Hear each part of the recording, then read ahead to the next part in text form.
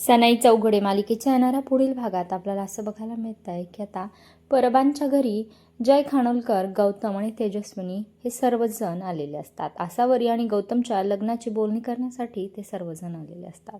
त्यानंतर तेजस्विनी मात्र तिथे आल्यानंतर एक खूप मोठा बॉम्ब टाकते.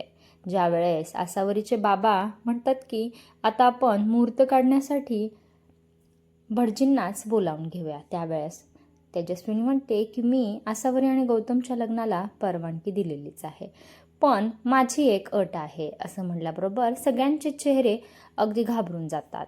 पुढे तेजस्विनी म्हणते की जोपर्यंत जयचं लग्न होत नाही तोपर्यंत मी गौतमच्या लग्नाचा विचार करू शकत नाही.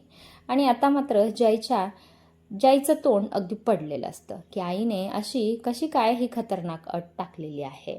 यामागे तेजस्विनीचा काय डाव असेल हे येणाऱ्या भागात नक्कीच कळेल.